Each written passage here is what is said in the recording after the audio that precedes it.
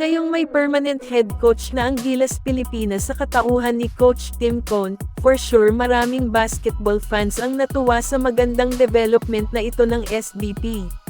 Sa ganitong paraan ay maagang makapag-prepare ang ating Gilas team para sa nalalapit na FIBA First Window Asia Cup 2025 qualifiers.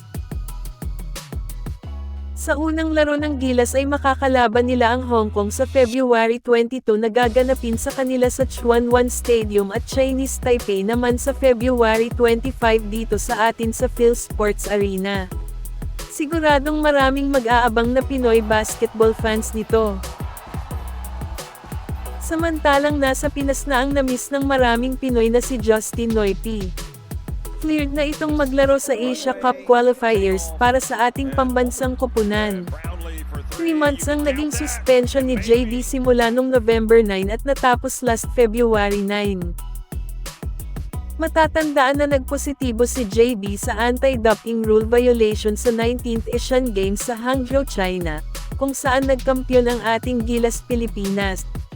Sa kanyang pagbalik ay pinarangalan ito ng PBA at tinawag na bayani dahil sa ambag at pagbuhat niya sa Gilas, para makuha ang ginto sa 2023 Asian Games.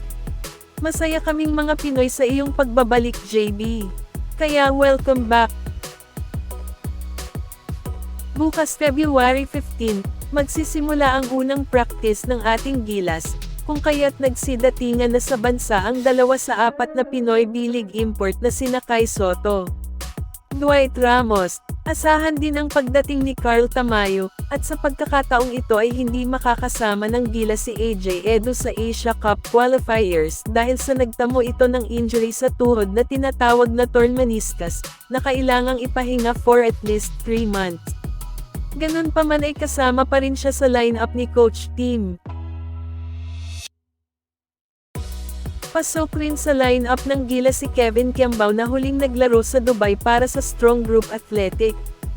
Ang kokomplito sa Final 12 ni Coach Tim ay mula naman sa PBA. Sina Junmar Fajardo at CJ Perez ng San Miguel, Scotty Thompson at Jamie Malonzo ng Ginebra, Calvin Oftana ng TNT at Chris Newsome ng Meralco. Pagkatapos ng FIBA Asia Cup qualifiers ay sasabak naman ang pambansang koponan para sa Olympic qualifying tournament sa July 2-7, sa Latvia. Ang Olympic Games ay gaganapin sa Paris, France. So good luck Gilas Pilipinas!